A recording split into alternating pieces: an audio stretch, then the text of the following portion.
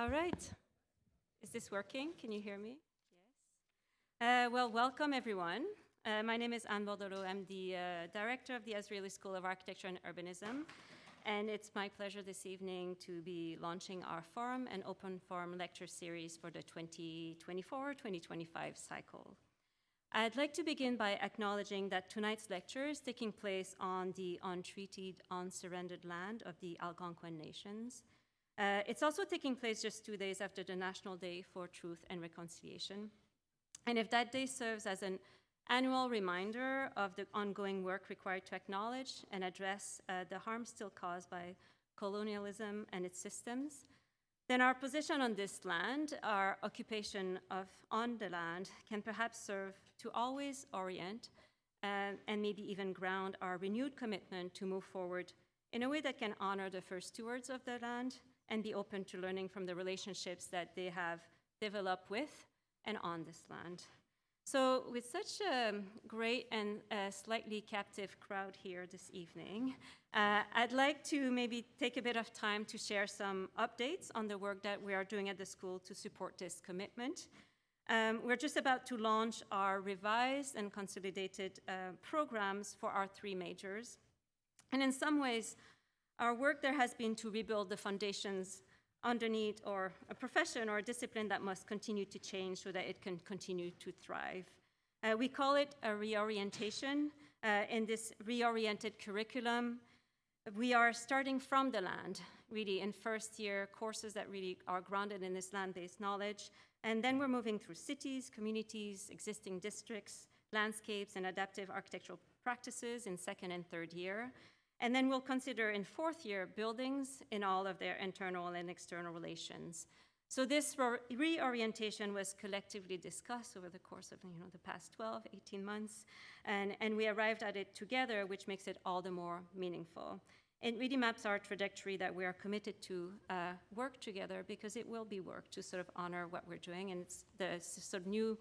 They're not new. I mean, in a way, it's kind of reorienting what we were doing, and then it's going to start in 2025. So that's what we're going to be, talking about at Ontario University Fair this weekend. So we also worked on reinforcing and consolidating our 3 majors. The school is made stronger by the fact that we have expertise across 3 areas: in design, in conservation and sustainability, and in urbanism. And we wanted to place these programs on equal ground, so to speak. And by addressing the accreditation requirements in a shared core, we are making sure that from now on, students from any major will be eligible for advanced placement in a professional Master of Architecture program. So at the same time, we have opted to strengthen design skills along with technical and technological teachings in the early years. I'm nearly done this update here. We're going to move to really what's happening tonight. But we're doing this because so that we can better prepare students to do co-op after their third year. Because yes, Carleton does have a co-op program to all the employers that are sitting here with us tonight. Many of our students are actually opting to do this right now. About 50, 60, 70, last year, 75% of our third-year students did a co-op. It's from anywhere from 12 to 16 months. And we want to make sure that you're enjoying working with them as much as they're enjoying working with you, that just really better preparing them. On this note, maybe I just want to say how grateful I am to the many partners and alumni that have already signed up for our very first Shop Talk, which is the name that we've given to a sort of like architecture job fair that we're going to be hosting on November 7th at the School of Architecture in the Street and Pit. If you have not, just reach out to us and we'll be happy to have you. I'll stop here. But just to say, I think that the school is in a really good place. There are some exciting projects on the way. And it has been an incredibly stimulating past sort of 18 months, working with faculty, staff, students, getting to know alumni, partners, and working with all of them on the many initiatives. And I should also say, successfully receiving the maximum accreditation term of 6 years. So we've just been accredited up until 2030, which was great to hear. So this is an amazing community. The support we have, the connections that exist, the meaningful collaborations that have been forged over the years are truly remarkable. As I speak of this great extended family and with many of you here, I also want to take a moment tonight to honor the memory of Greg Andonian, who passed away on August 29 after a brief battle with cancer. If you went through Carleton at any point in the past 4 or 5 decades, chances are Greg taught you. He was the longest-serving faculty member, truly engaged until the very end. Rip Sime, his daughter, as well as his wife, are here. And this week, early, I went with them to visit his office. And it felt like we were stepping into an energetic thinking space. He taught until the very end, I should say. And we just stepped into his office and we found piles of books, corresponding to courses and projects that were underway, gifts and cards from grateful students, I think many of whom are here as well, traces of some of the chocolate he gifted to us all regularly. He was such a kind soul. His wife and daughter, as I said, are here with us this evening, and within the great gathering of his former students, colleagues, and friends, as well as with his closest family, I just wanted to hold him in our thoughts, thinking of the many ways in which he touched us all and of the incredibly filled and dedicated life he lived. Heather Dubbelldam, our lecturer tonight, because we are launching the series by celebrating the work of a Carleton architecture alum. Oh, sorry, I didn't mean to go here just yet. Oh, you did that. Oh. So I did not check, but I imagine you must have also been a student of Greg at some point, were you? Yeah. And as today is also a lecture that was done in partnership with Ottawa Regional Society of Architects, I imagine many of the people who are here tonight as well would have found memories of Greg.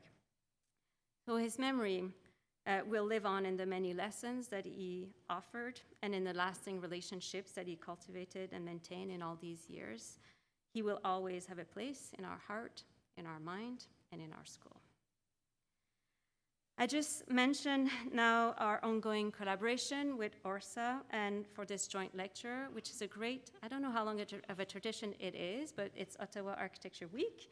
And typically we launch this week together with ORSA.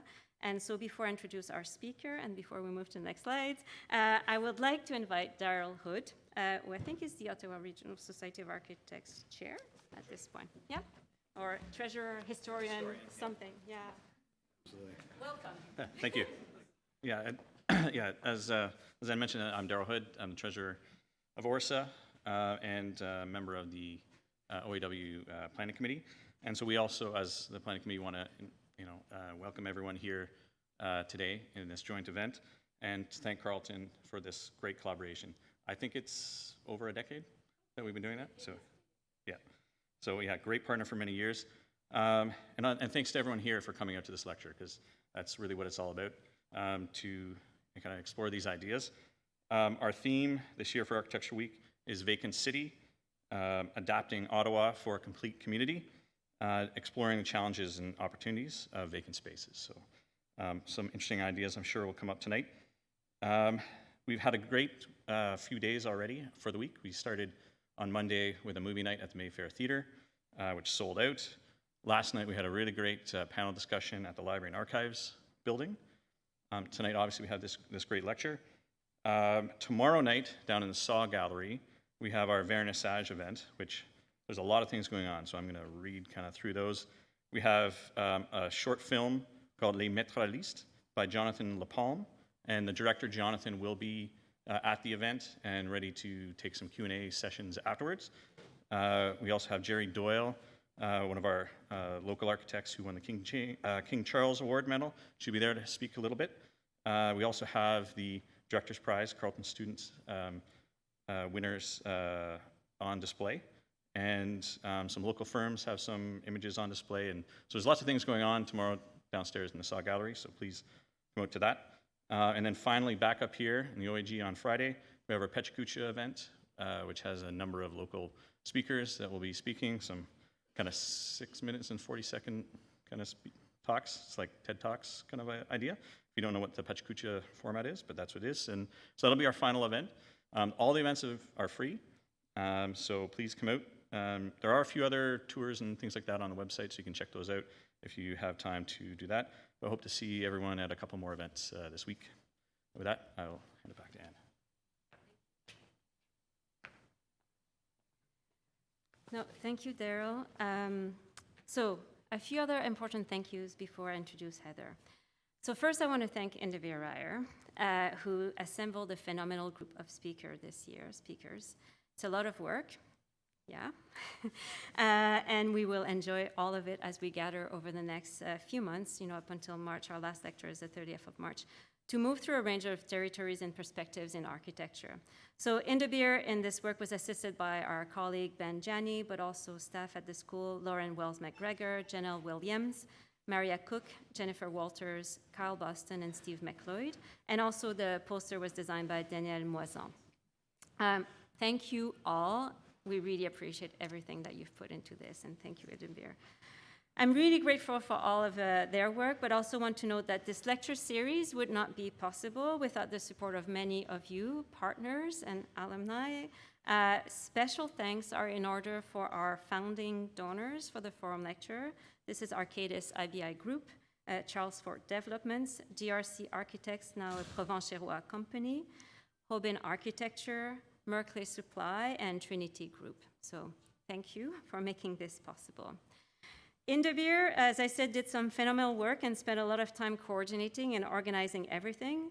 But the one thing that he refused to do was to give a title to the lecture series, which, put me in a tough spot because I always like to kind of, elaborate on what this title means and where is it going. So there's no title. So as I was thinking about this introduction, I was then just started reflecting on the many times and temporalities that this precise moment in which we stand hold. It is Ottawa Architecture Week. It's the first day of Rosh Hashanah. It's the evening that we take a moment to remember together Greg and Donian. We're 2 days after the National Day for Truth and Reconciliation. It's the evening where I should really have been driving my youngest daughter to her basketball practice. This moment, any moment, holds multiple meanings in our personal, religious, national, or professional calendars. We may feel that we are sharing this time together, in a way we are, but yet we're also all tied to sets of intersecting temporal markers and reference. These are the times that we intervene in as architects: city times, lifetimes, daily rhythms, historical transformation, day-to-day or catastrophic disruptions. So perhaps there's no specific theme for the lecture series, but it's certainly an opening into the multiplicity of practices, the varied experiences, the range of lived realities, the circumstantial limitations, the systemic conditions, all things that our amazing discipline can respond to or ignore, foreground or manage, attenuate or exacerbate, protect or damage. There's no overarching title, but there are lecture titles that you find here on the poster give us hints as to what we might travel through over the year. Frozen Ground or Assembly of Air, Indigenous Practices, Post-Custodialism, Housing Cities, Housing Crisis, or Building Impact, Architectural Advocacy, or Architecture's Violence. In short, this year's forum lecture series will bring designers, journalists, social activists, architects, and others from Santiago de Chile, Seoul, Sydney, Montreal, or as it does tonight, Toronto. I think I'm ready for the next slide. The lectures tonight is a great threshold into the way we as individuals and architects have agency amidst these intersecting times and forces, but it also seems to be by someone that can be at many places at the same time, at one time. Like there's a whole lot of work. So Heather Dubbelldam. Heather Dubbelldam is the founder of Dubbeldam Architecture and Design. It's a firm about a dozen of people, I think, with projects that include installations, housing, office spaces, hospitality, recreational facilities, and more. Tiny farm and desk pet included, as I could find traveling the website. The firm has been the recipient of over 100 awards, and most recently, Heather was awarded the 2024 RAIC Architectural Practice Award and the King Charles III Coronation Medal. And there she's in good company here with also some of our Carleton alumni, I think Barry Hoban and Susan Ruptash, and probably others that I haven't gotten to know yet, and sorry if I'm not naming everyone. These are truly remarkable accomplishments, though I must say that I was, I think, all the more impressed by the level of commitment to advocacy. And the list is long there as well. It includes co-founding Parking Day Toronto, chairing Toronto Society of Architects, as well as the Advisory Committee to Building Equality in Architecture Toronto, otherwise known as BEAT. Involvement also in 20+ Change, and one of 9 women-led firms with exhibitions at the Venice Biennale in 2023 on the topic of reconceptualizing urban housing. The work is thoughtful, inclusive, sustainable, beautiful also, if I may say, and the lecture tonight is entitled Building Impact, Architecture, Research, and Advocacy. So please all join me in welcoming Heather Dubbelldam.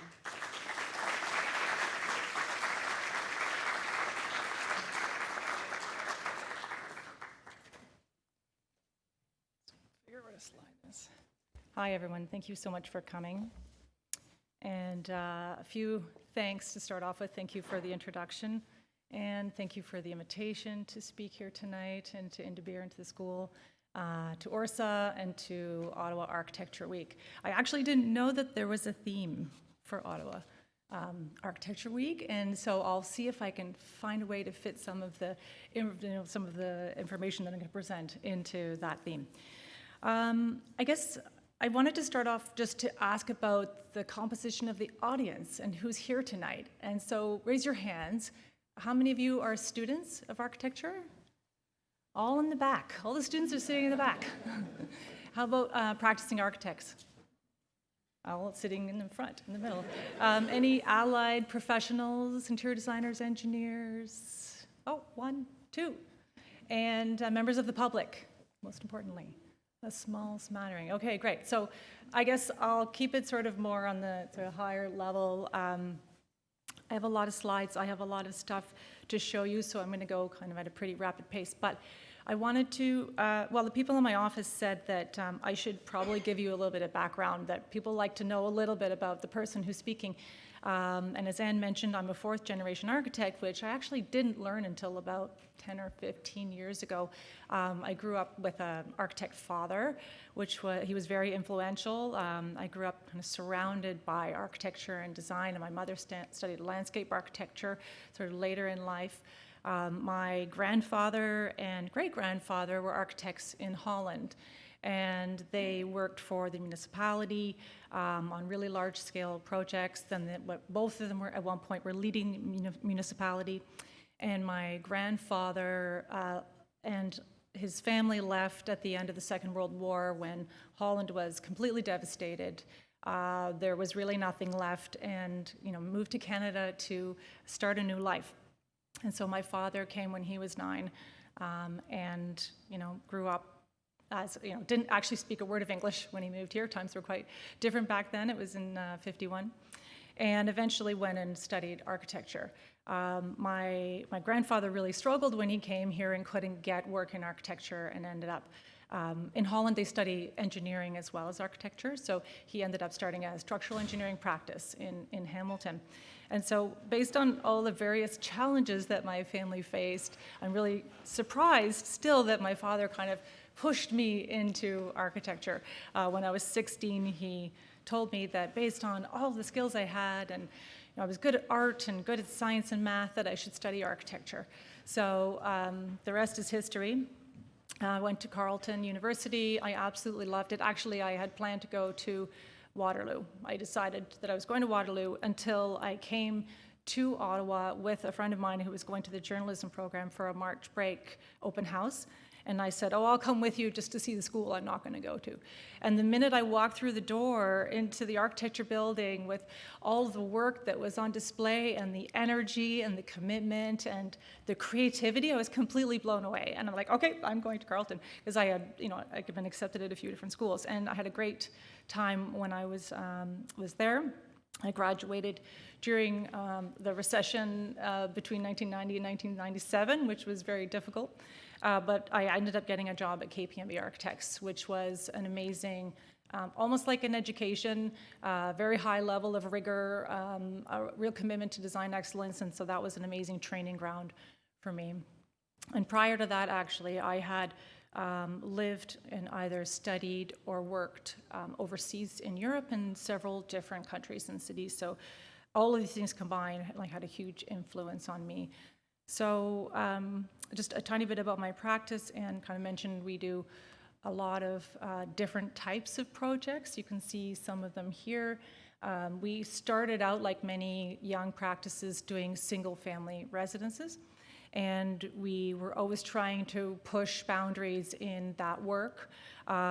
Since the very beginning, almost, I've been very preoccupied with environmental sustainability, with livability, and I kind of realized maybe in the last few years that a lot of our projects are dealing with blurring boundaries and kind of exploring the thresholds of spaces, and that ties a lot into the work that I was doing in school, and finding ways to connect people with the outdoors and sort of blurring the boundaries from inside and out.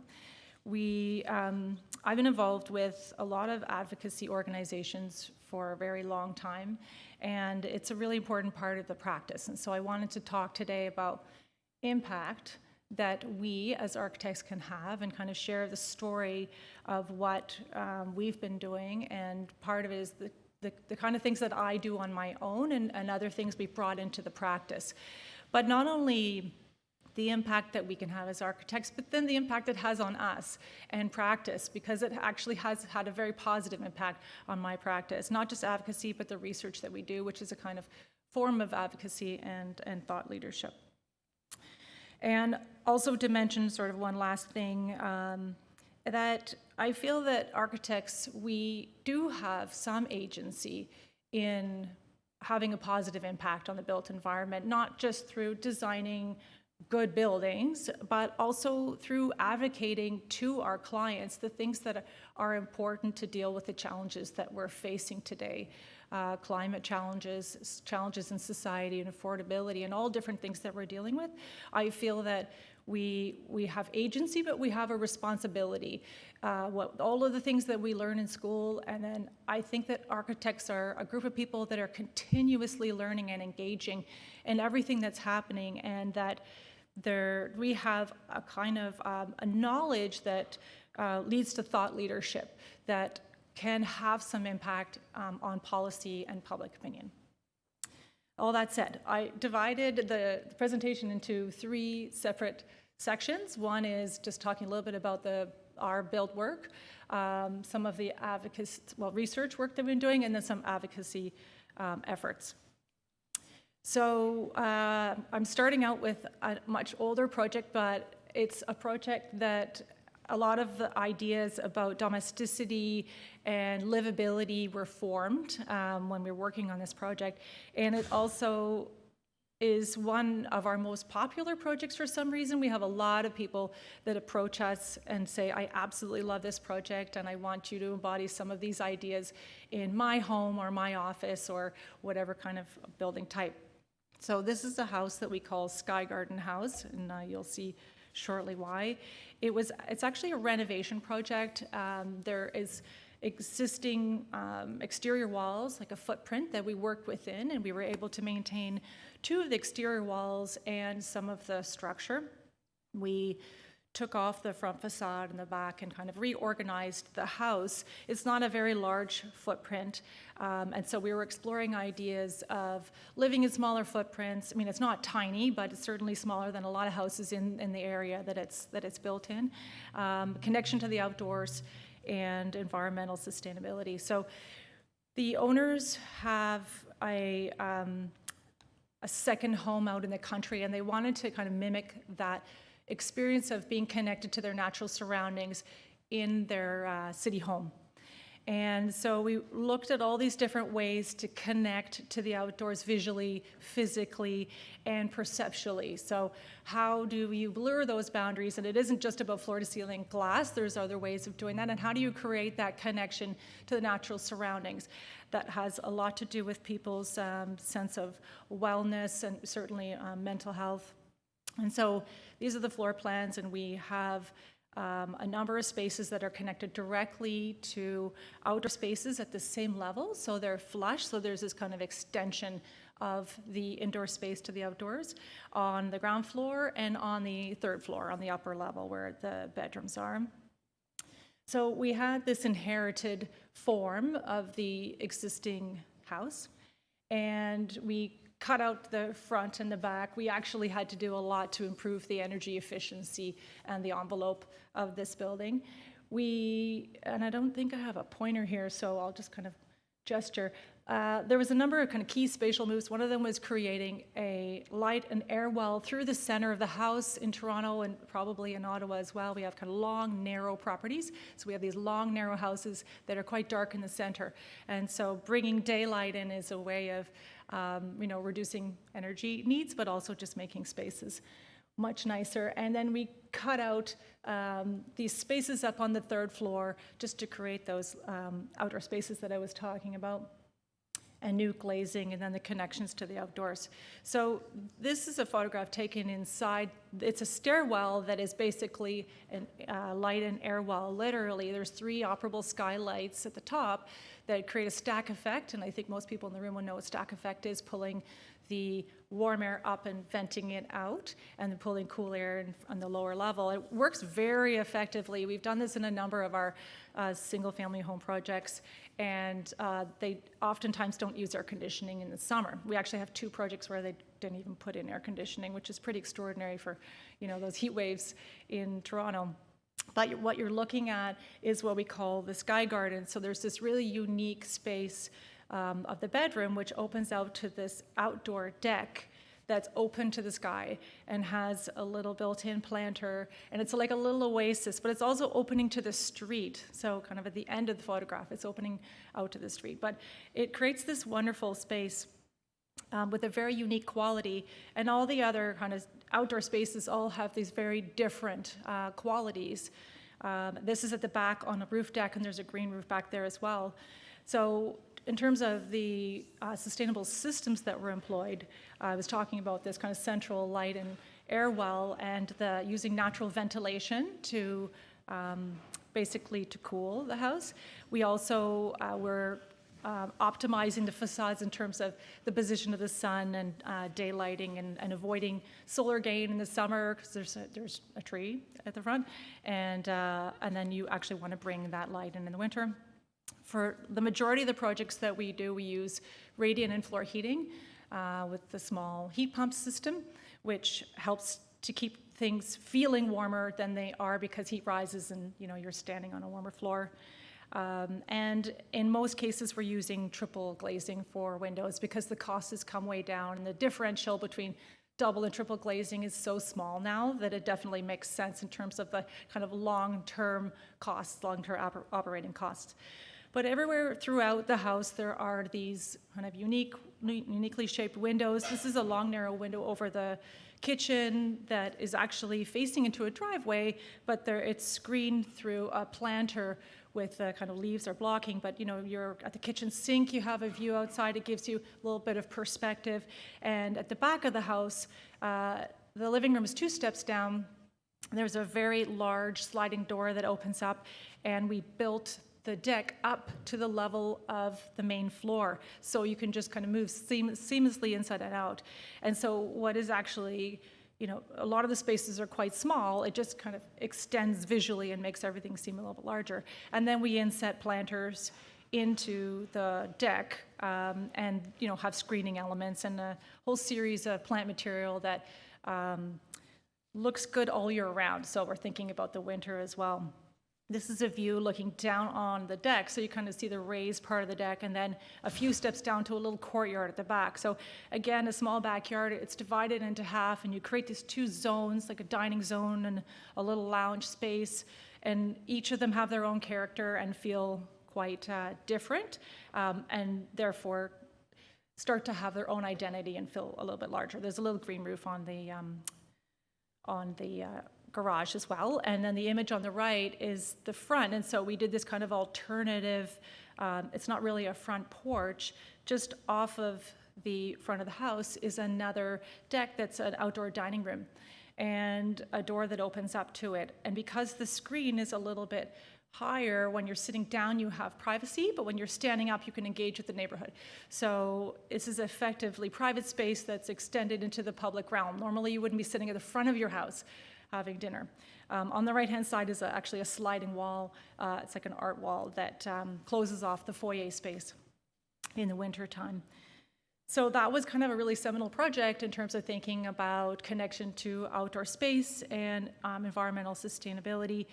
And this is a more recent single-family house project. We were approached by an investor in green tech who wanted to explore, he's an urban farmer, first and foremost. He's an urban farmer. He wanted his house to be an example of urban farming. So with all these flat roofs all over the city, bringing food closer to home, dealing with food security, there are ways to do this all year round, obviously with greenhouses, but definitely in the growing seasons. So we were, and then on the green tech side, he wanted to employ like the most advanced sustainable systems in this house, which posed a few challenges, which I'll point out a few of them just kind of for interest's sake. But this is another really long, narrow house, a flat roof, and this is our rendering before we started of this very productive roof garden where he's growing a lot of vegetables. But what we wanted to do was showcase that to the community so that other people could see what was happening on the roof and get some ideas. And actually, there's a bit of a tradition in Toronto. There are, in the laneways, people who have a garage kind of off a laneway, they're little flat roofs, and so you'll sometimes see a ladder going up there, and people will have planting beds, growing tomatoes, and this is sort of taking it to the next level. And so we looked at different ways to tilt the roof plane down because we wanted to kind of show off what was happening on the roof to other people, and kind of exploring different ideas that way. And so this is the kind of like formal exploration for the house. We kind of shed the pitched roof for a flat roof, added on a third-story volume that's actually one of the owner's study and a germination room, greened everything, and then cut out this courtyard in the center of the house. The lot is like it's very narrow, but it's 180 feet long. And so again, another way of bringing light into the center, we introduced this courtyard that goes all the way down to the basement level, so that when you're in the basement, you actually feel like you're at grade, and planted there as well, tilted the roof planes, and then basically there's like planters with food growing everywhere. These are the floor plans. And on the top floor, on the third floor, we had started out with this very regular layout with kind of long, narrow planters in a row, and the owner said, "Can we not do something more whimsical?"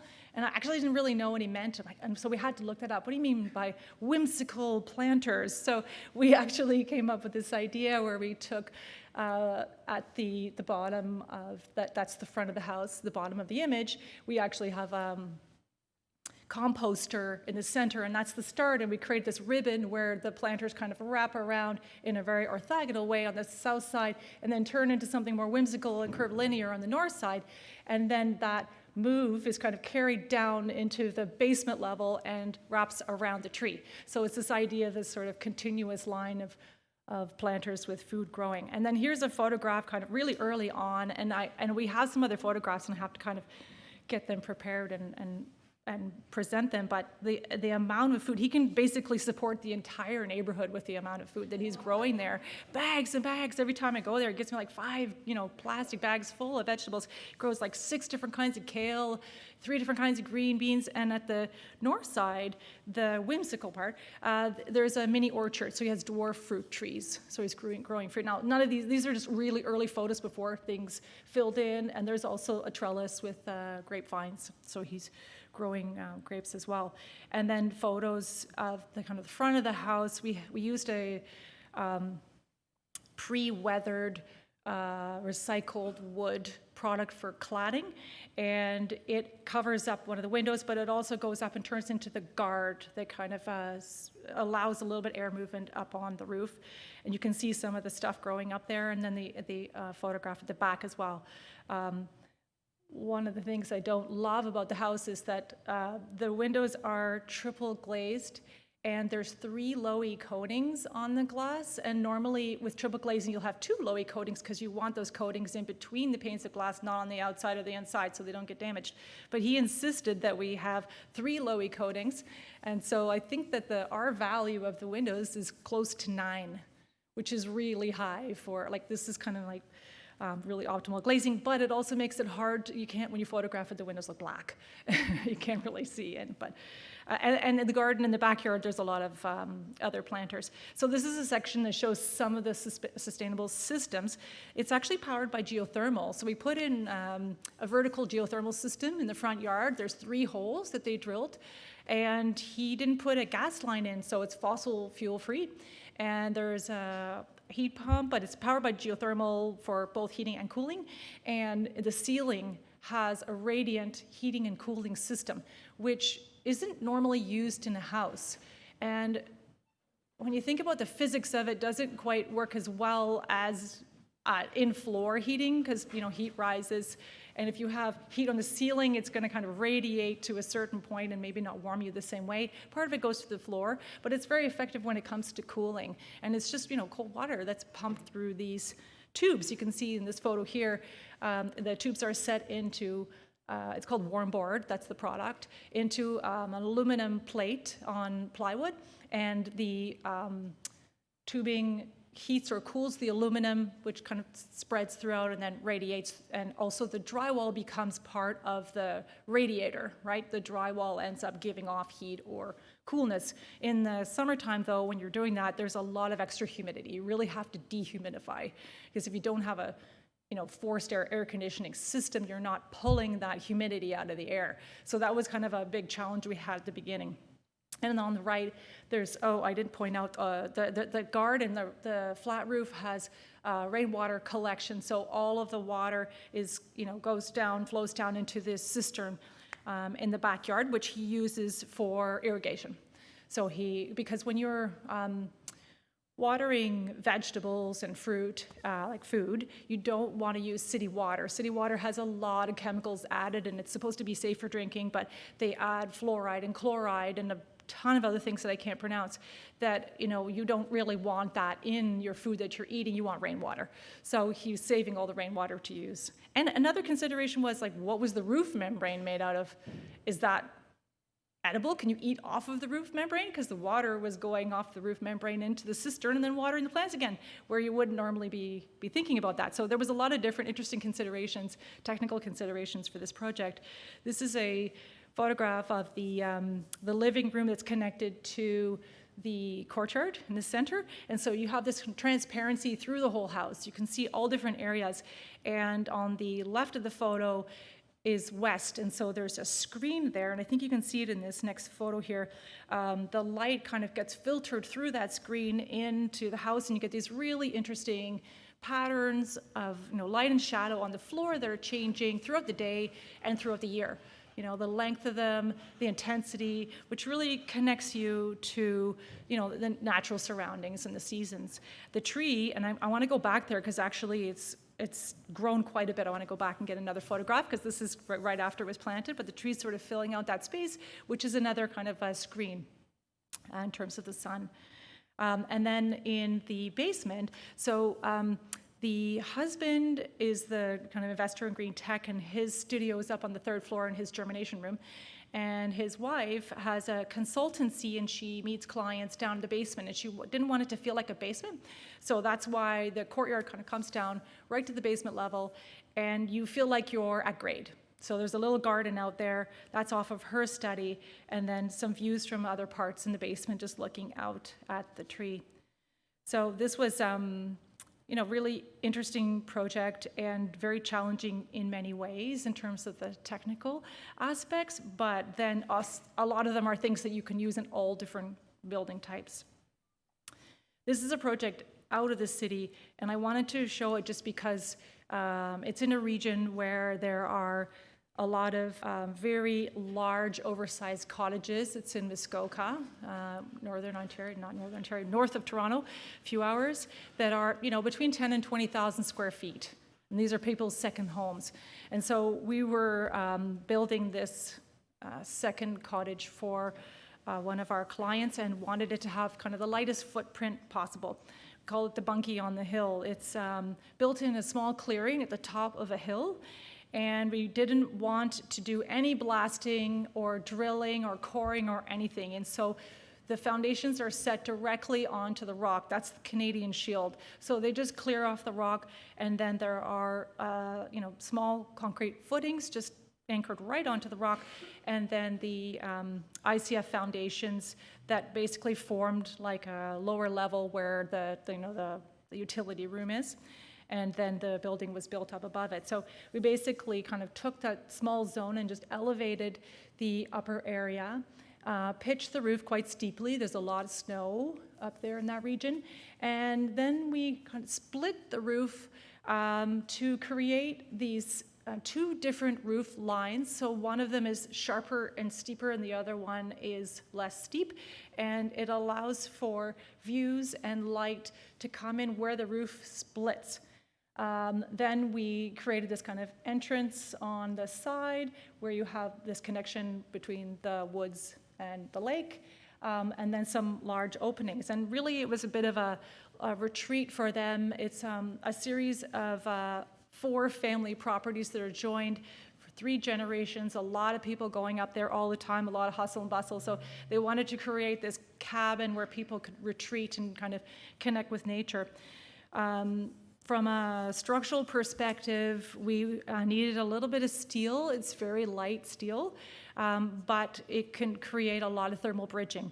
So our structural engineers came up with these flitch beams that basically sandwiches the steel between 2 wood beams. So together as a system, it's much stronger, so they could have very light steel to bring in there. This is for the big open spaces. And then you avoid thermal bridging of the kind of heat and cold transfer through the building envelope. And you can see on the right-hand side kind of where the 2 different peaks meet. So the left image is from the forest side, and the section with the board form concrete is actually just cladding on the outside, but that's the footprint of the building. And then there's a kind of a small corridor and stair on the right with the wood slats. They're kind of mimicking the kind of very straight pine trees in the region. You get these really interesting light effects on the screen, and then that's the view from that side where you can see the entrance, the stair coming up, the kind of cantilevered deck on that side, and then off of the front. And the front is facing, the front being the right, is facing the lake far down. But everywhere you look, there's a kind of curated view of the outdoors. So the image on the left is when you just walk in, kitchen's in front of you, and there's a tall, narrow window looking out to the woods. And then on the right, there's a big open space with a stair going up to a loft. You can see the kitchen beyond, and then that's the space. So the footprint of the building is actually only 93 square meters, so it's about 1,000 square feet. But it feels so much larger, obviously, because of the cathedral ceiling, the roof. And you can see these sort of angular windows where the light is coming in on an angle, and they cast, again, these kind of really interesting light and shadow at different times of day. This is also triple glazing. They brought the windows up, and the owner experimented with just because of the light coming in at certain times of year with what are those systems called where you can turn off the windows, those electronic I totally forgot what it's called. It was a total disaster. It did not work. It was a film that was applied to the windows, and it actually obscured the vision on an angle. So straight on, everything looked fine. As soon as you shifted, everything was blurry. Anyway, that didn't work, so we have blinds. We had to put blinds in. And you can see, so this is from the loft looking out. He has a study up here. Just the views down to the lake are just amazing, and you can see the kind of angular window to the side. And then on the other side of the loft, there's all these kind of, again, very kind of curated windows looking to the forest, and there's a kind of secondary place for someone to sleep, or it's for 2 people, it's pull-out couch. And then this is the bedroom, so this kind of like very strong picture window looking out at the forest. This is in the fall, so a lot of the leaves are down. But you can see the difference between the 2 elevations. So on the left, that's the lake side with a very sharp peak and the projecting deck, and on the right, it just looks so much wider and larger because the roof kind of pulled down, and that's more of a square volume. And then at night, it looks like a bit of a lantern kind of glowing up at the top of the hill. So just shifting gears a little bit, this is a commercial project. This is our office. This is how it started. It was actually an abandoned building. in really poor condition. It was perfect for an architect, blank slate. What can we do with it? Our philosophy generally is of preservation if possible. There's a lot of carbon embedded into the structure, into the the walls. If there's no concrete in this building, but all the masonry and everything we preserved as much as we could, and we renovated it. One of the main things that we did was open up larger windows. So we took 2 small windows and joined them into one. And we wanted to build a bit of a creative community. So our studio is on the 3rd floor. We have a co-working space on the 2nd floor. And initially it started off as a co-working space for creatives, but we have a bit of everybody there. It's a kind of an interesting thing having a whole bunch of, I think there's 20 different businesses under one roof when you have all these entrepreneurs and remote workers and people coming from all different walks of life in this space, and you're crossing paths with them in the stairwell and talking. And one of them, the people who used to be in the building, is a building envelope consultant, and now we're working with him. We have somebody who is an entrepreneur in AI, so we're learning a lot about AI, just like he's at the forefront of AI. So all these amazing conversations that happen in passing. We have a coffee shop at the back, the bottom, and a marketing agency at the front.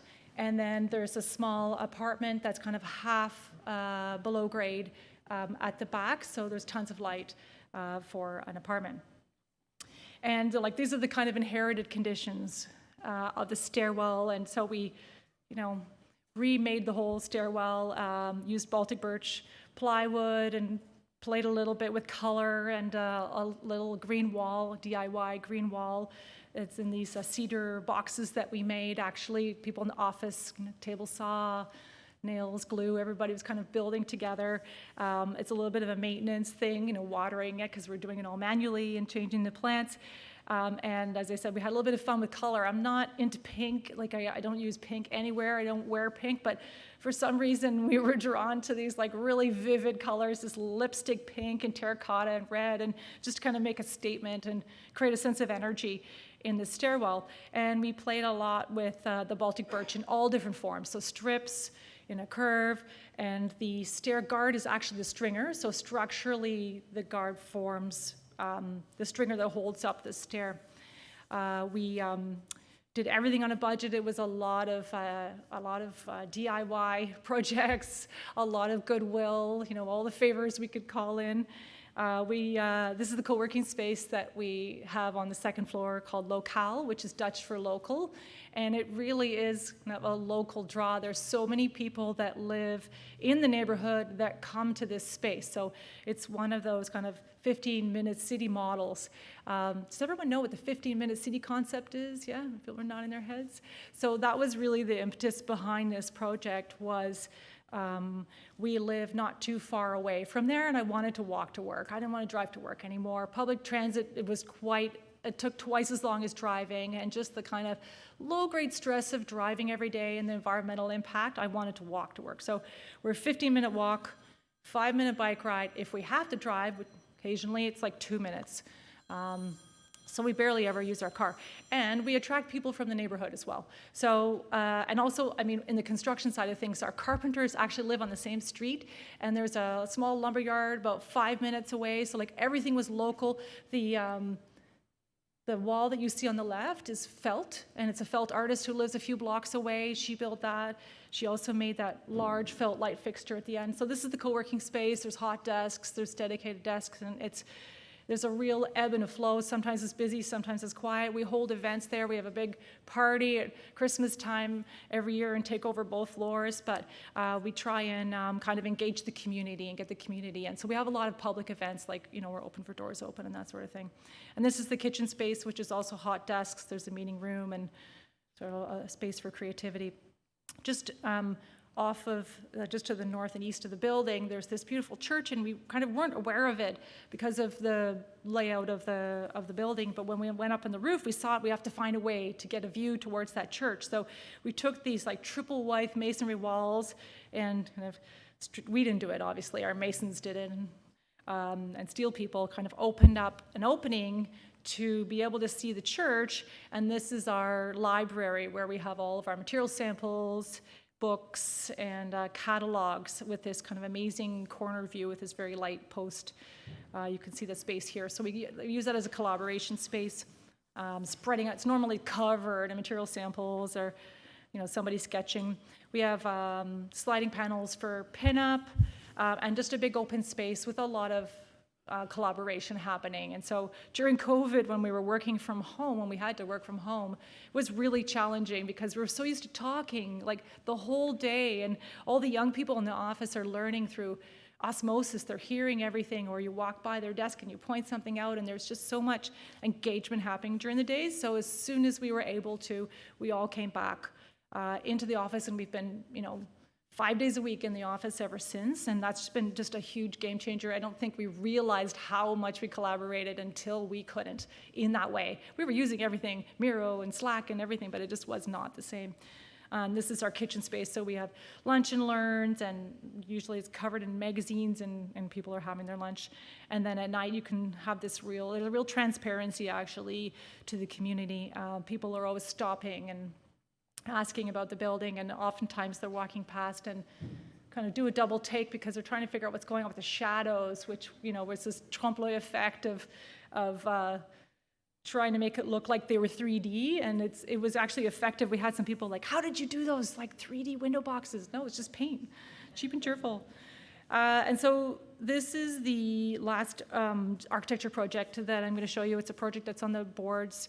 And it's the Canadian Centre for Rural Creativity, which is it's in Blythe, about 2.5 hours west of Toronto, northwest of Toronto.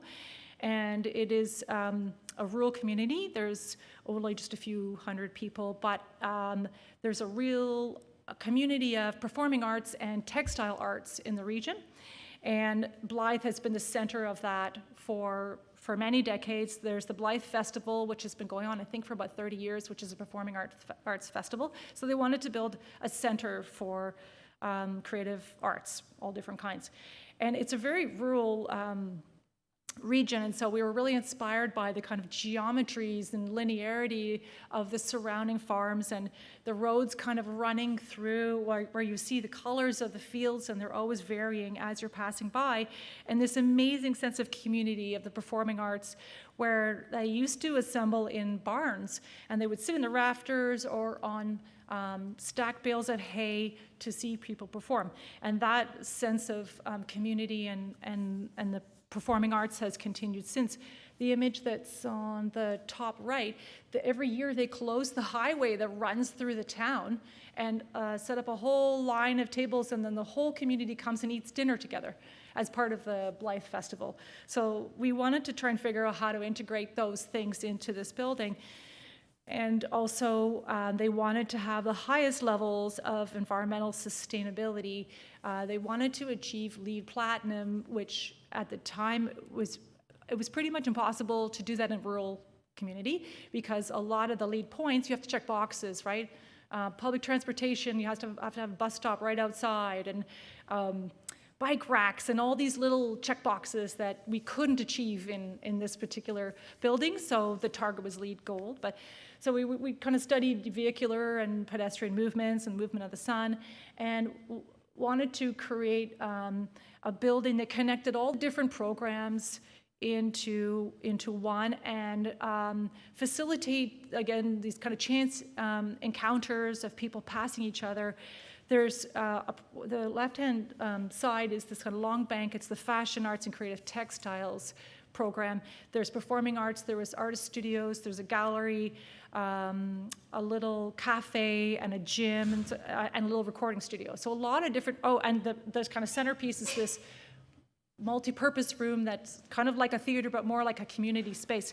And so we looked at creating all these different volumes that are connected by the central spine, and the spine being a place, for circulation, but not just people, but also air and light, and that by shifting the volumes, we're creating views sort of connecting to the surrounding landscape. And also the idea that there's all of the gardens, so there's a community garden at the back, but they were kind of like looking at the lines of the fields and kind of creating this linearity between all the different the sections. So that was the idea behind it. And then on the right, you can see this kind of central spine that was bringing light in and was used, it's 2-story volume. And we worked with the mechanical engineers to be able to use it for mechanical ventilation with operable windows that were mechanized so that they could employ them as much as possible to use natural ventilation. And then obviously in the winter, they're closed. So you can see in the center, the performing arts program. The supplementary program is like a commercial kitchen and a cafe and a gallery and that sort of thing. The FACS program, fashion arts and creative textiles, and then kind of all the others around this central circulation space. And all the sustainable systems, so white roofs, which at the time when we started working on this, the project's on hold right now, but were not as common, and now are much more common. You're seeing a lot of them, obviously, photovoltaic panels, rainwater harvesting.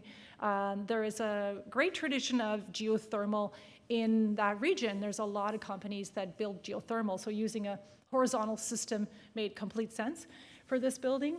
And natural ventilation was a really big part of that, green roofs. So this is the view of the front of the building.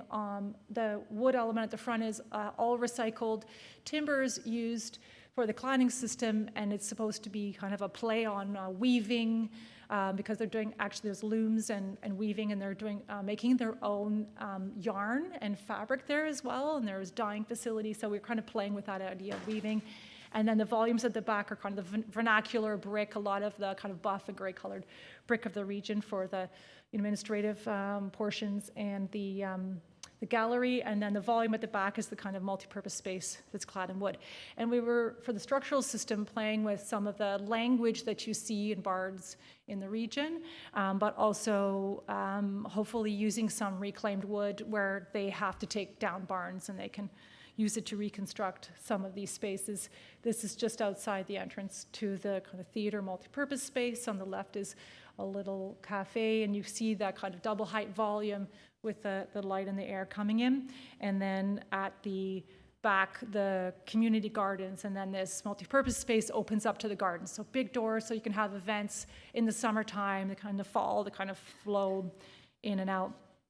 I said the project was on hold. It was relying on funding from the provincial government, which just completely fell out when the Ford government was elected, because they don't support the arts in the same way.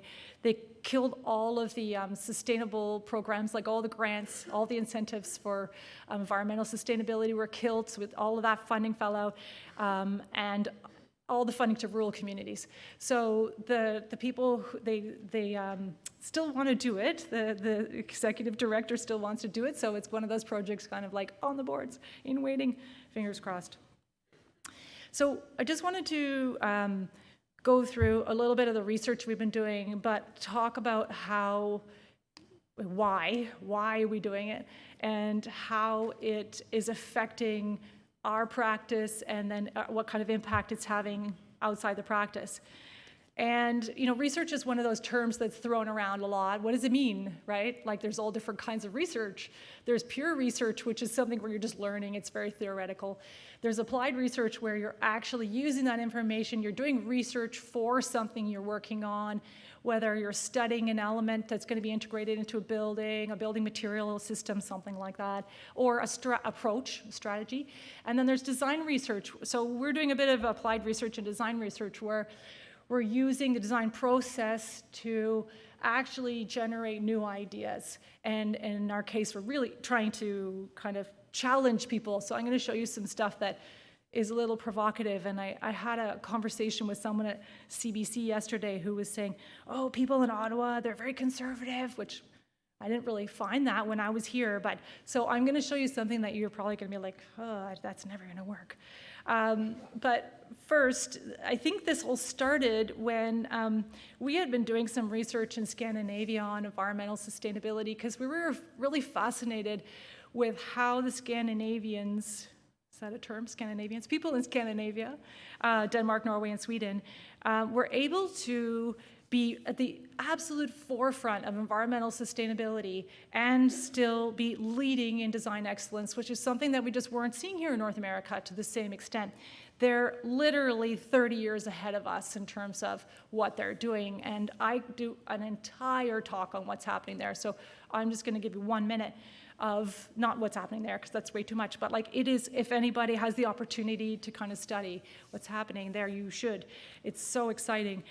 We won the Professional Prix de Rome in 2016 based on the research we were doing, and it gave us a grant to be able to go over there, to see the buildings in person, and everybody in this room knows how important it is to see buildings in person, and to meet with the architects, and they talked about their work, and they gave us tours of the buildings, and we met green building organizations. We went on 2 separate trips. The first one, we went to Copenhagen, which is really the epicenter of environmental sustainability in the region. And we went across the bridge to Malmo, which is just the southern tip of Sweden. And there's a lot happening there too. So if you have an opportunity to go to Copenhagen, I would highly recommend it.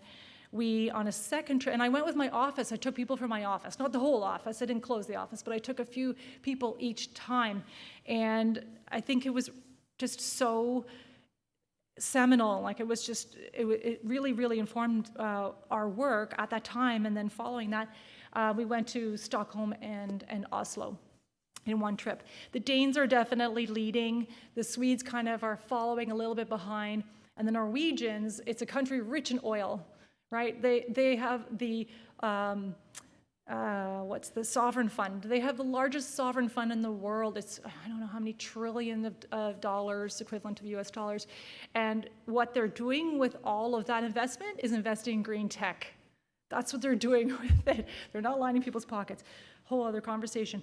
And so we started this blog called The Next Green. And the reason we went there was just to study environmental sustainability. Nobody there was talking about environmental sustainability. Like, the codes there are so strict that you cannot build buildings unless they meet the highest levels, like so far above what we're doing here. But no one was talking about it. It was a given. It was something they were doing for so long. Everyone was talking about social sustainability. I never even heard the term before. So it was all about people first, right? So, you know, who are we building cities for people? Who are we building buildings for people? And so it was about health, wellness, like mental health, inclusivity, accessibility, affordability, agency, identity. It was about involving community into decisions around all public space, public buildings, public space. And it was so eye-opening. There was conversations we were having about acoustics. I never thought about acoustics so much in my life before that. Conversations about noise and the impact that noise and sound has on human health, and so many different things that were so eye-opening. And so we left, and it completely changed our thinking about sustainability, that it's not just about, you know, this is what we were studying, how to integrate sustainable systems and still make really good buildings, like seamlessly, and great architecture at the same time. It became more about livability and the kind of the social side of sustainability integrated with the environmental sustainability as well. So around the same time, we were working on a project. This is a rooming house in Toronto on a corner, and it's in a residential neighborhood, low-rise residential neighborhood. And the owner wanted to convert it into apartments and increase the density, so add some more floors and family-size apartments. And so based on everything that we've been doing before and everything we learned, we were looking at ways to increase the density in cities and still give people access to outdoor space. And it seems like such a simple thing, like such a one-liner, but having that access to private outdoor space, public or communal being kind of within a building, just has so much impact on wellness. You know, like mental health, physical health, everything. And so we were kind of like exploring all these different ideas. And at the scale of the building we were working on, which was a 3-story walk-up, how could we integrate these outdoor spaces and help people? I guess this is kind of a North American problem where everybody wants to live in a single-family home.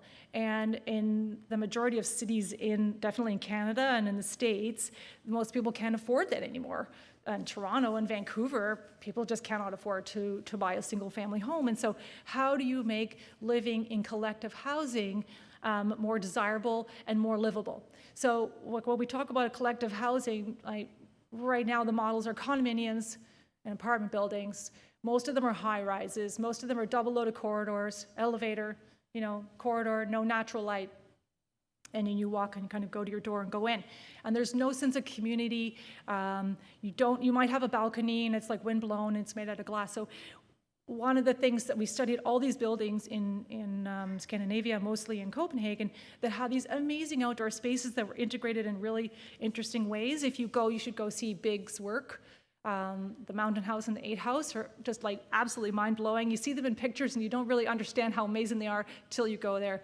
So we looked at kind of taking this old building, again, maintaining everything that was there, the envelope and the structure, but carving out these spaces and adding some additional density and then greening those spaces and creating these kind of little, we call them like little mini backyards. They're not really backyards, they're not that big, but a space where you can actually have an outdoor room. And they're not all beside each other, so there's a sense of privacy. The volumes at the top are set back, so it's respecting the scale, the 3-story scale of the neighborhood. This is considered to be gentle density. And you can see the kind of like just kind of a small outdoor room. We maintained the existing brick wall, cleaned off all the paint, kind of cleaned everything up, and then wherever there was new elements kind of lined in wood, and then cut out this central volume with the access stair that connects everything. So that was kind of like an early project, and around the same time there were some changes happening in the city. So this is what's called the Yellow Belt. I don't know if anyone's familiar with the Yellow Belt. It's basically a zone in Toronto that comprises about 70% of the residential area in the city. That was, up until last year, zoned for detached single-family dwellings only. So this was causing a huge problem with affordability and availability, therefore affordability, in the city. And so the city was trying to figure out how do they, it seems like a simple solution, crack this. At the same time, we have a housing crisis. And the Ford government is like, we need to build houses fast and cheap. See, fast and cheap. This is like the main thing. Like suburbs, more suburbs. We need more houses outside of the city. We need taller buildings. And oh, by the way, he was trying to pass a bylaw where you didn't need windows in bedrooms at all. Like right now, you can get board light with a bedroom, like 20% windows off, but you don't really need windows in bedrooms because you just sleep there. So reducing the amount of windows would keep costs down. And so the conversation was just about quantity. Let's get as many buildings built, as many units built as we can. No conversation about environmental sustainability or quality. No one's thinking about the long term, right?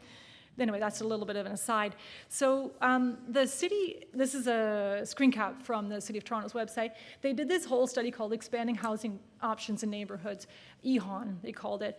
And it's really an exploration of the missing middle. So it's called gentle density, right? Because you don't want to offend anybody and make things too dense, but you could, in the zones that were previously zoned for single family, you could now build duplexes, triplexes, fourplexes in the form of a regular home, or up to 4 stories. And Doug Ford was on the news saying, this is, terrible. We're gonna have these 4-story towers. It's like, most of the houses in Toronto are that tall. This is not, 3-4 stories is gentle density.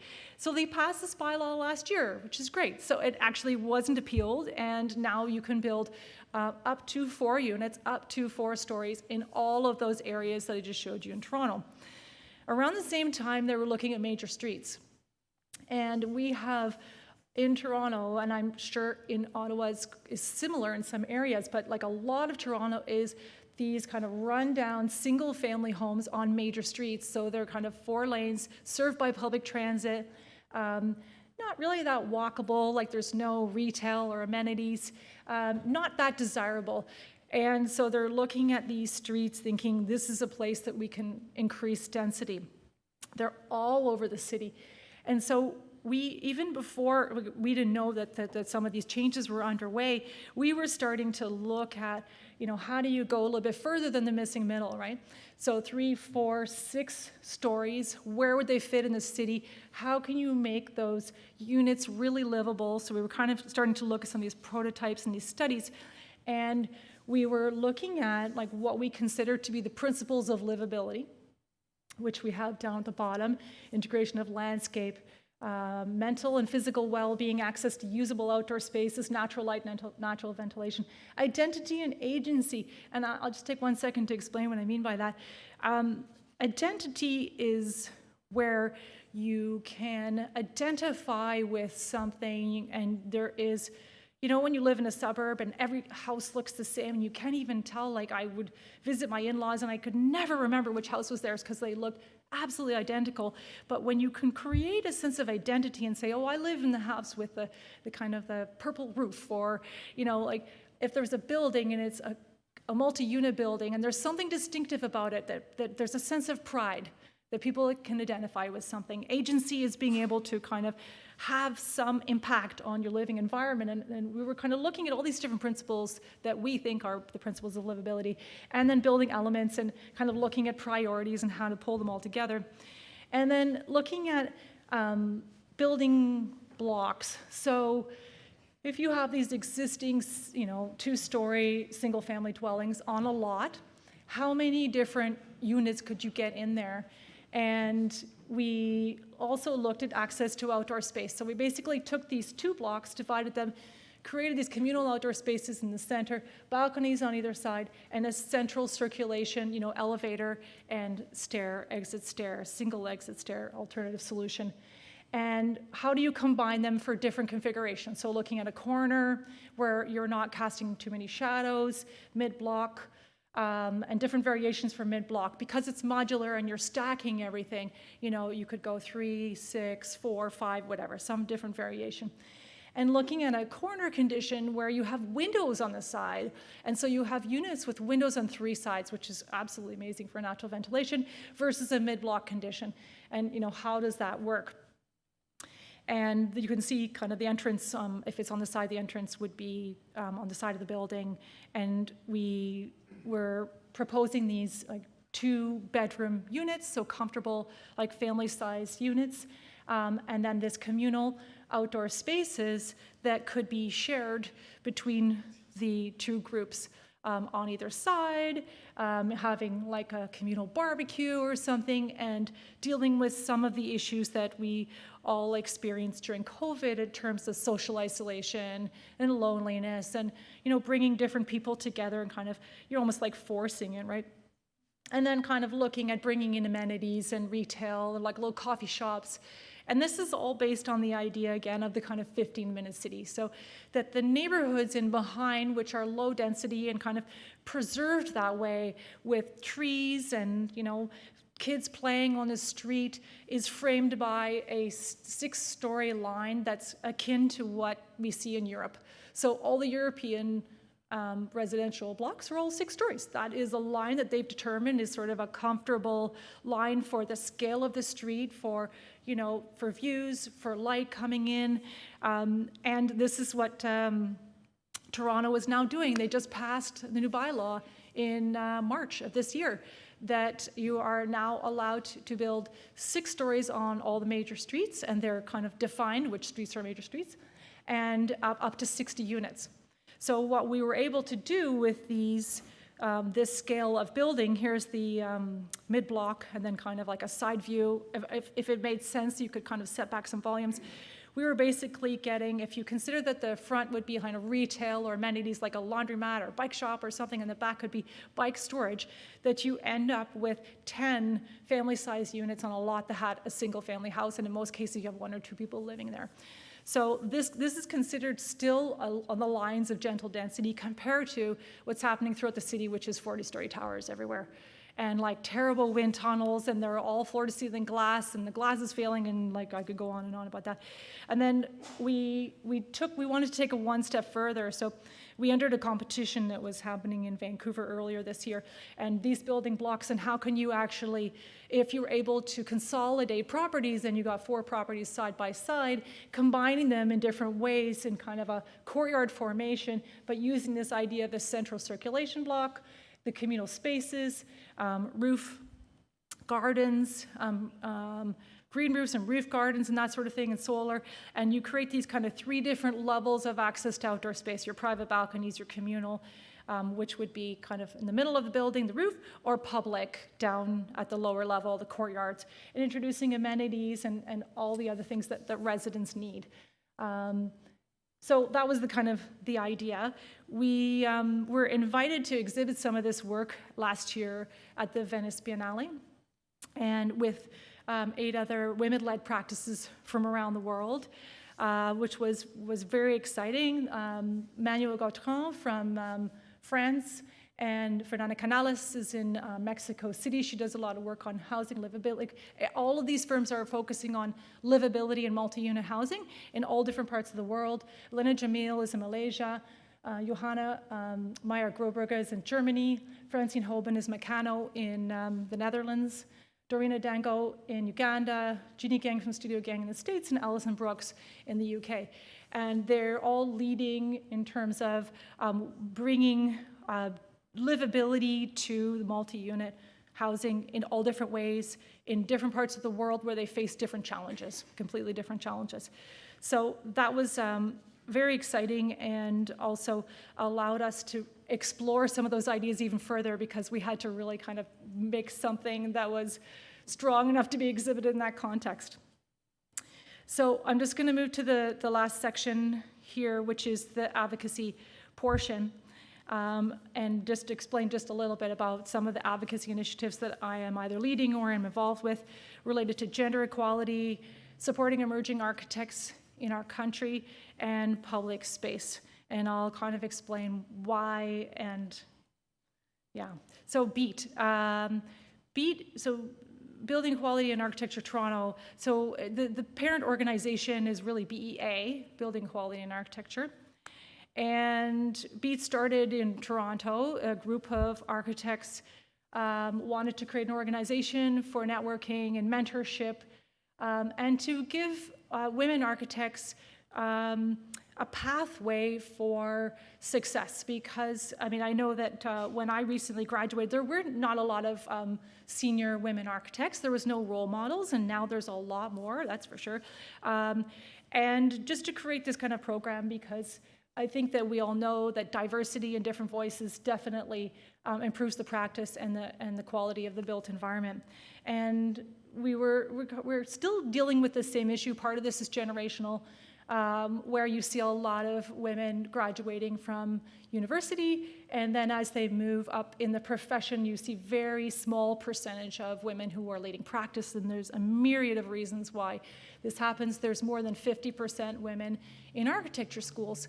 But by the time they get to kind of mid-career, it's a bit less than 50, and then kind of senior women architects is only 17%, and then kind of leaders of practices, I think the proportion is around 2 or 3%. Now, this is stats from last year from the OAA, and then the bottom is the kind of salary wage gap between men and women's salaries, and there wasn't even not a very large increase from 1996 to 2023. There is still a bit of a wage gap, and there's people working on addressing that. So part of what BEAT does is we have a whole series of different programs that are in all different formats. Some of them are large events, like a leadership seminar or a forum, where women come.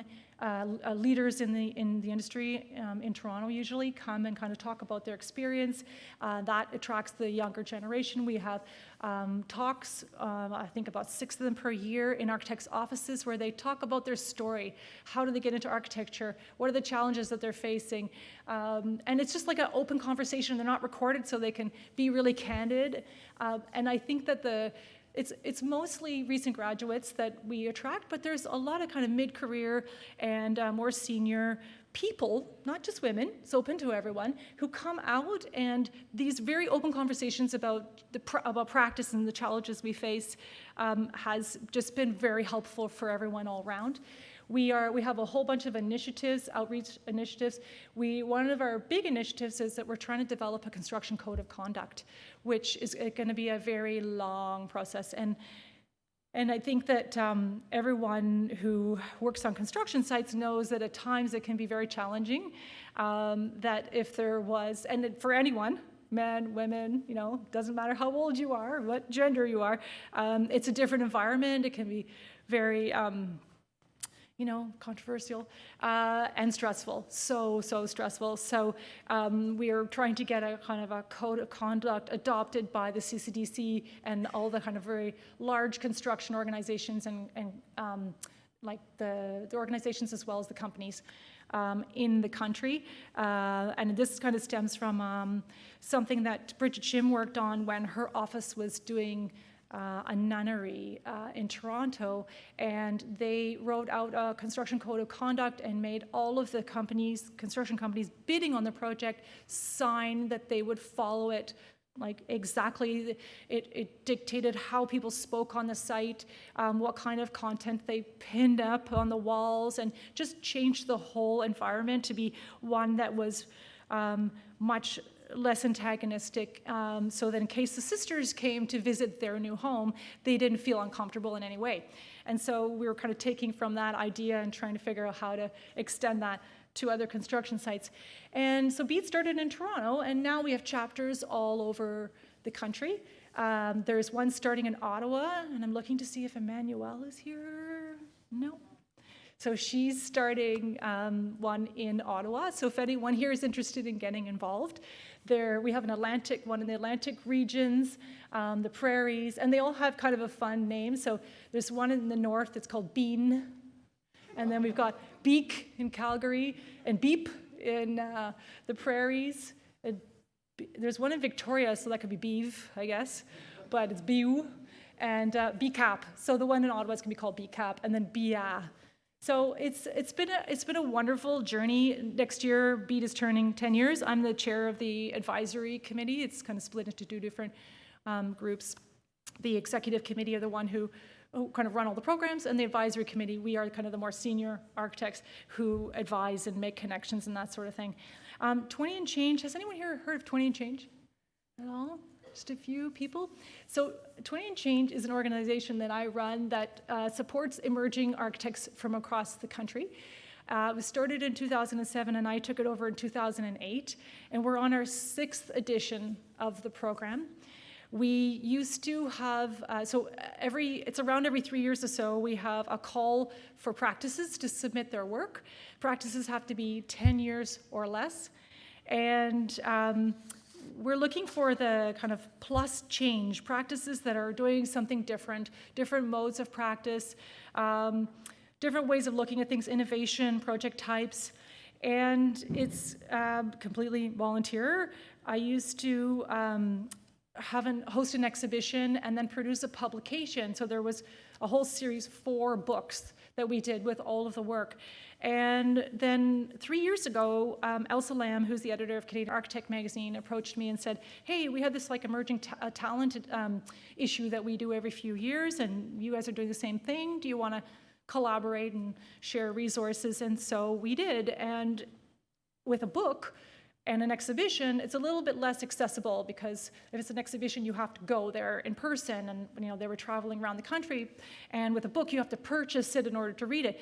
So now that we're in Canadian Architect magazine, and I brought some with me, if anyone's interested, it just came out like 2 days ago.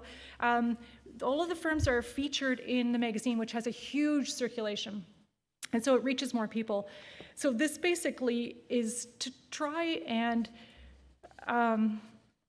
create an environment where we support the younger practices. And I think in Canada, maybe we're not as bad as the States, but it's pretty competitive. Generally, the environment is kind of a race to the bottom in terms of what are we competing on? Fees most of the time, low bidder wins. And it's just not a healthy way of, the whole industry, I think, is about to hit a crisis point pretty soon. Already, you know, everybody's talking about how there are different players that are taking different roles in the built environment and in the whole AEC industry. And so our role is, you know, has been eroded. And then now look what's happening with AI. Because you need an architect by law for certain buildings, but not all of them. And AI can draw plans for you. And we were looking, I was involved with a talk last week. It was about the new workplace, and there was a whole section on AI and what tools we're using and how it's working. So everyone in the office, we were kind of like exploring what are some of the tools. We were looking at the ones that generate floor plans. So you can plug in inputs, and they'll come up with floor plans for you. They look pretty good. And if you want to shrink them, it just reorganized everything. Like, it was actually mind-blowing. And so if you're a developer and you don't actually have to hire an architect by law, you know, and pay fees and all that, couldn't you just generate your own plans and elevations and, you know, permit drawings? AI will do that for you. So I think that we, as an industry, as a profession, need to come together. And the more that we work together, the more that help each other, the stronger that we're going to be. So this is one initiative that's trying to kind of do that. This year's cohort was just, or this edition, because it's every 3 years, was just announced yesterday. So we have a website, we do a lot of social media, Canadian Architect really gets the word out there. There's 20 different firms from across the country, ranging from Vancouver, there's one in Whitehorse, there's some in the west, some in Winnipeg, Toronto, Montreal, Quebec, and then unfortunately this year we didn't have anyone from the east, from the Atlantic provinces. And they're all dealing with we're all looking at something a little differently in terms of a cooperative way of doing practice, the relationship to the land, Indigenous voices, prefabrication, innovation in technology, a lot of infill housing, like really interesting infill housing dealing with the housing crisis. So a lot of really interesting things that they're preoccupied with. So check out the website. I should have put that up here. It's www.20andchange.org. And I have a few of the magazines here if anyone wants them afterwards. And then the last initiative that I wanted to show you is called Parking Day. Has anyone heard of Parking Day? Just one, two people, three, four. Parking Day has been around since 2005. It was started in San Francisco by a design studio. And they decided just to take over a parking spot. They paid for parking for the day and turned it into a little park. So in a lot of cities, as they're becoming more dense, we need to have a bigger conversation about how we are preserving green spaces, social spaces, from an environmental perspective, from a social perspective. And so it turned into a global movement. So there are I think over 200 cities in 35 countries around the world that the third weekend of September, they take over parking spaces and turn them into pop-up parks. And it's pretty creative, actually. So these are some examples from around the world where people build things. They have places where you can play, you can eat, different types of activities. A lot of them are architecture practices. So they'll build something kind of interesting, landscape architects, urban designers, and then sometimes the public. So I found out about this program maybe about 3 years ago, and on the left is our building. We have 4 boulevard parking spaces outside our building, and then we also have parking. And for Doors Open Toronto, we borrowed some AstroTurf and brought some furniture. Everybody brought some furniture from home and created this kind of little pop-up park for the day. It was a lot of fun. It was really well attended. And then we said, hey, why don't we kind of try and spark something in Toronto and turn it into a little movement? So we hosted a Parking Day installation that year. So it was 3 years ago in 2022, and tried to get the word out, which is hard at the beginning. And I think we had maybe 3 different installations around the city. And then last year we tried a little bit harder, but we're doing all this in our spare time. So sometimes we don't get the word out in time. So we had 5. And then this year I said, okay, you know what? We got to give people money. That's the only way we're going to get people to do anything. And mostly it's like students or young people, they don't have enough money to buy materials to build something kind of cool. So I approached some of the more established architecture and urban design firms in Toronto, so DTAH, SVN, Arup, and then an organization that kind of deals with public space and public art called Massive Art. And we all pooled a bunch of money, and we made an announcement saying there's a grant program, and there's grants of up to $500 available for anyone who submits and meets certain criteria, obviously, and has some interesting ideas. We hosted, this is our activation, we called it Activate. And actually, it was supposed to be some food, Activate, like AT. And we hosted the community. We had a HIT class we basically, left AstroTurf, but kind of extended it out. So we had about 40, 50 people in a HIT class. We had a yoga class. We had a whole bunch of kids' activities. People were drawing all over the sidewalk. And so many people came out. It was just so nice to kind of see this movement. And through the grants program, we had 35 different people register on the Parking Day website. And we gave out about a dozen grants. And there was activations all around the city. It was so much fun. I was on CBC Metro Morning talking about it, and then a few other people signed up at the last minute and did something. And so it could have been pretty casual. There was like 2 pop-ups that were bike tune-up stations.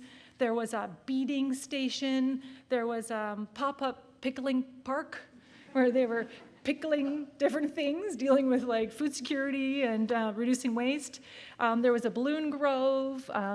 The architects, of course, had to build something really big and fancy, but it was just such an amazing movement. And I think, I'm constantly like going, practice, all this other stuff. And I stopped and said, you know what? I am so proud of what we did this year. We actually created a movement of something in Toronto. And I think actually there was a few in Ottawa one year. So that this might be something that's happening in Ottawa. And so in conclusion, this sort of advocacy in the built environment is really about just having some impact, influencing public policy and public perception. And everybody can get involved in some way or another. All of this, for me, started out being fairly altruistic, but it has a positive impact on my practice too. Not in terms of just the social side and meeting people and getting involved, but it's also brought more business to me. So some of those like really provocative drawings that you saw of those like skinny 6-story buildings, developers have started calling. How do I deal with these small lots? Like I can't assemble, like the amount of time it takes to assemble properties and sitting on this land and with interest rates and all that, how can we deal with these single lots? And so there's a little bit of give and take in general, but I think as architects, we, as I said, we have agency and there is a certain responsibility, but this kind of advocacy that we do is like thought leadership, and I think we're perfectly equipped to do this kind of thing. And so if there's anything you can get involved with in any way, I suggest that you do so. Thank you.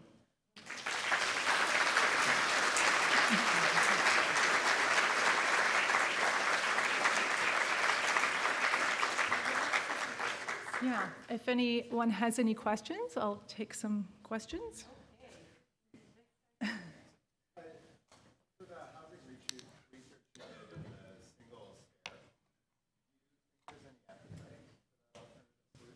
Yeah. So there is a code change underway.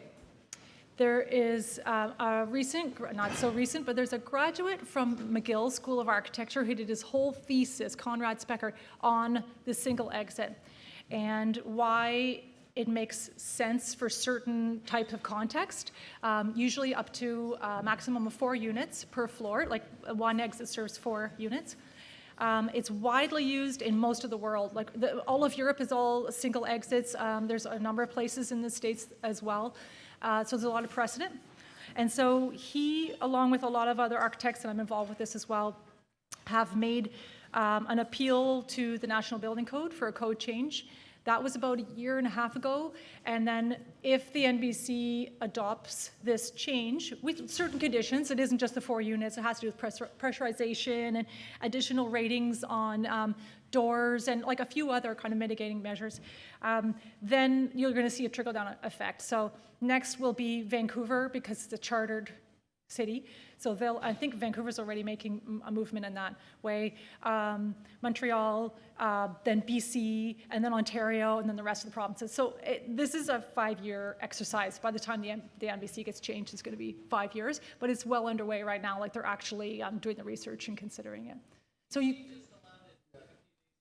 a few days ago. Okay, that's great.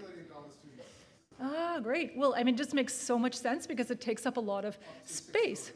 Up to 6 stories, yeah. So in Europe, they have the same thing. And you can do it now if you want to, but pursuing an alternative solution is a fairly difficult thing, and it takes up time and it's expensive. But somebody has the appetite, maybe.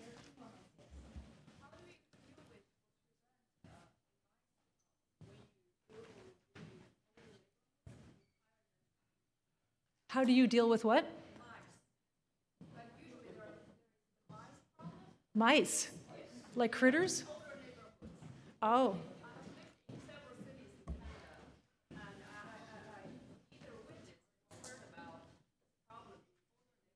Huh.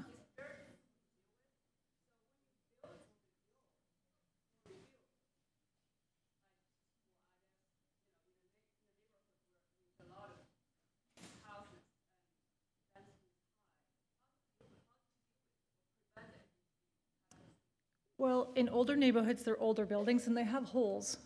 So you're going to get mice going all over the place. My office used to be in an older building downtown, and there was mice in that building. It wasn't so bad.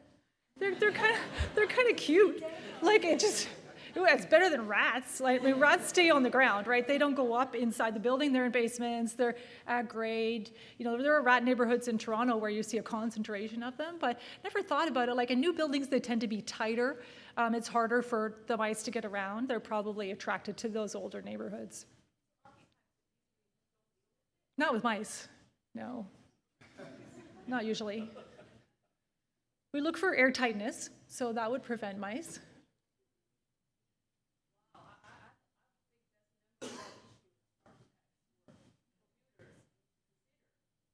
Well, I mean, certainly there is detailing that through basements, you're supposed to have everything completely tight. If you have crawl spaces, you have screens like insect screens and other screens. There are ways to mitigate it, but it isn't like we have a lot of areas with no mice.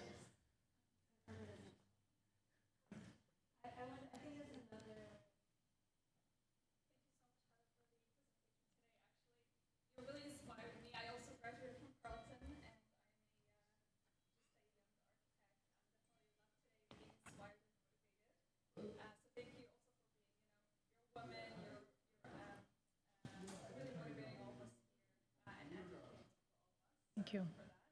I actually have a few questions. My previous week towards the path of my clients has been the federal government, so I've lost a lot of the creative side of architecture. So that's why I really appreciate the presentation today.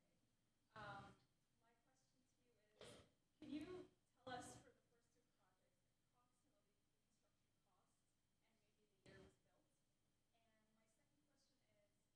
And my second question is, can you tell us a little bit about your business model, how your day-to-day looks like in your firm, get projects, what's your workflow? I'm really interested in that. Okay. Just in terms of working for the government, I think they're the perfect client to push a little bit in terms of like where setting an example and advocating for certain things. We just recently worked for Create.to, which is a division of the City of Toronto that deals with all the city's real estate. And I pushed them really hard.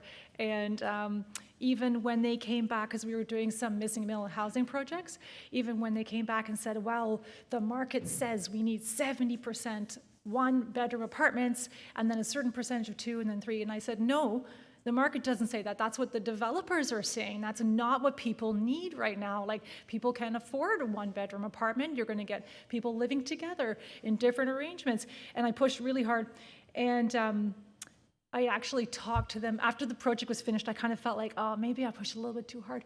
But I talked to them afterwards, one of my kind of main contacts, and I asked her, and she said, no, actually, it was kind of refreshing just to see somebody not just kind of doing what we told them, that you were actually advocating for something that's important. We just kind of had these things trickle down, but it made everybody think. And so my nickname apparently was the diplomat. I didn't feel like I was being that diplomatic, but I think it's important at that level. In terms of construction costs are kind of irrelevant, and I think it's really important to talk about life cycle costs, and not what is it cost to build the thing, but how much does it cost for 30 years? Because those projects cost more money when you put in all those systems, but if you're looking at a life cycle of 10, 20, 30 years and longer, because we're not building 30-year-old buildings for 30 years, we're building them for 100 years, right, at least, then you should really think about those costs. And that cost will be lower than a house that is not energy efficient because of the rising cost of electricity and gas and everything else.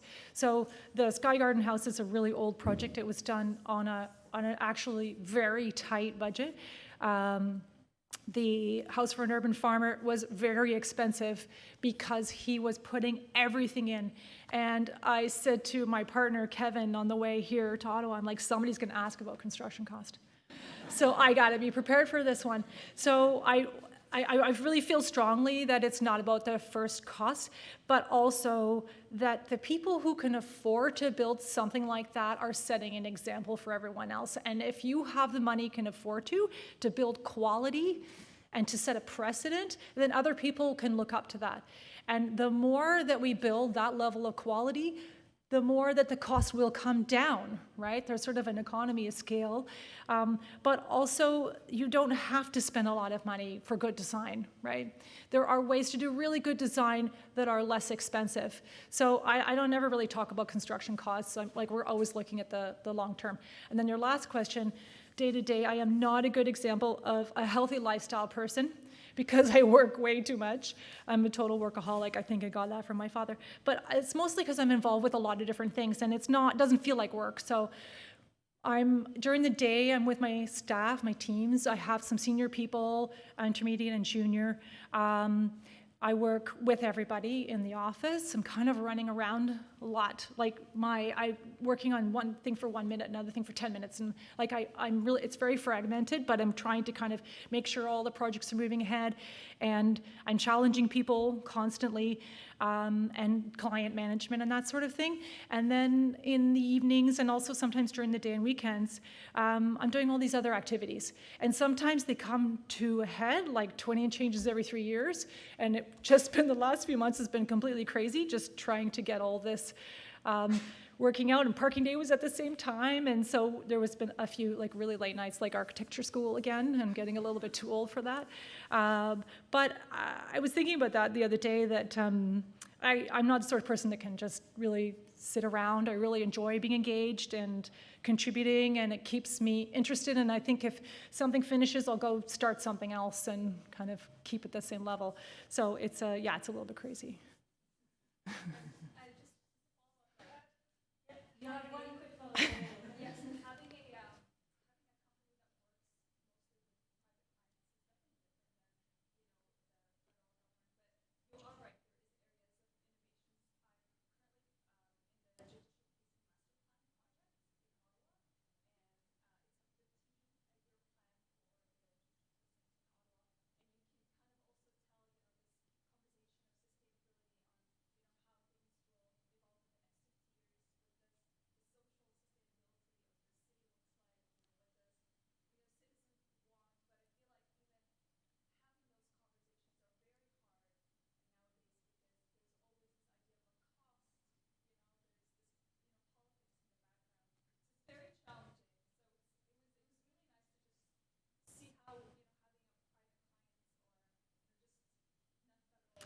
Well, 2 points about the government. One is that they're supposed to be a role model for the rest of us. So government should be building buildings that we aspire to. We have to stop looking at cost that way. Look, what is the cost of building a bad building? What is the long-term cost of building a bad building that actually starts to fall apart or that you get sick building syndrome, or that people aren't happy working in, and so the productivity is low. The costs to the economy, to human health are way higher. And so that's one thing that we got from traveling to Scandinavia. There are architecture policies in almost all European countries, and they talk about quality, they talk about long-term, they talk about how it's so important for the government to set an example for private companies, for private developers. So it's kind of the inverse with North America, where all the different levels of government have a policy where this is starting to shift in some ways. They have to hire the low bidder, whether it's for architectural services, engineering, construction, for building, and what kind of outcomes are we getting as a result of that? So first of all, it's a race to the bottom when it comes to fees, and then what is the minimum that we can do? I got to win that job. What's the minimum I can do? Right? That's the opposite way we're supposed to be thinking about the built environment, right? So there's actually an organization that I was involved with that was trying to develop an architecture policy for Canada, which just completely fell flat because we weren't able to get the RIC involved in the way that we needed to, because they just didn't have the capacity. But some organization like the RIC should be leading something like that. So anyway, that was a little bit of a side note.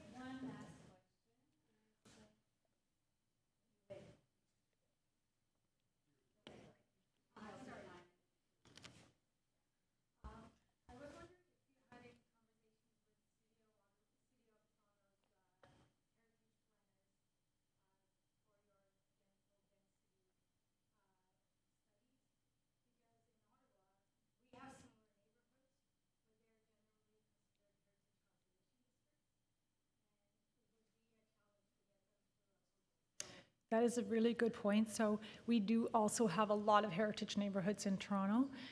We are working in several of them, converting heritage homes that look exactly like they did with a single family home to 6 units.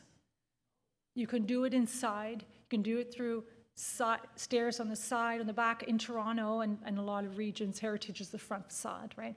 Whereas the character of the neighborhood. So within that envelope, and then when you add on the back, and sometimes you can add a little bit higher, kind of further back. So yeah, we have the same. I deal with heritage heritage departments all the time. They're getting much more progressive in Toronto in terms of what they're willing to accept. We're preservationists, like I said earlier. I love these old neighborhoods and the character of those homes. And so how do you preserve the best of what? I don't want to knock all that stuff down. I mean, look at Europe. It's a perfect example of these really old buildings that have completely modern interiors. They're very progressive in that way, how they balance heritage with, building for today, for our lifestyles and for our needs.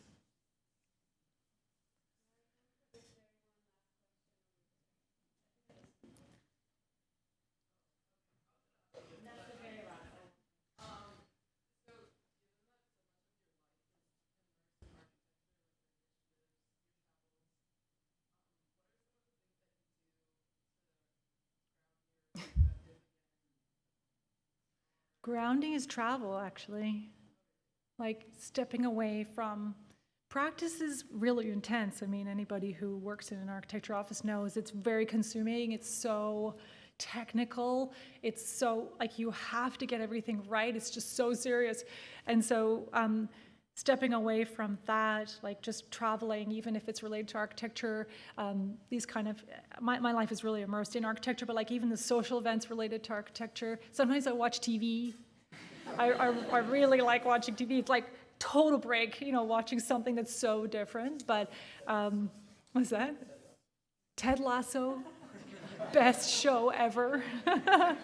So yeah, I mean, I find the travel is one of those things where you get to step away from the day-to-day because you're in the weeds, right? You're so immersed in, even if you're a young person working in office and you're so immersed in a project and doing the drawings and the details and whatever, you need to kind of step away and look at the bigger picture in your life. And also just getting involved with different organizations as well helps you see things in a different way. Last week I was involved with Beverly Willis Architecture Foundation, which is a foundation in New York that is focused on trying to support women professionals in our industry. And we talked about forming kind of a North America-wide organization, like a parent organization for all the women organizations in all of Canada and the US. So even like big ideas like that, and how would we execute that, and when are we going to sleep kind of questions. I just want to thank you. This was phenomenal, and it's interesting because, you know, when I was thinking about trying to frame a little bit of this lecture series, I think like you had to be at so many places at the same time, and I think it's true in a way, like you're doing so much. It was, I think, really inspiring for all of us, even, you know, faculty members looking at someone who's, like, you know, doing between practice and research and the advocacy, which is also a part of service, but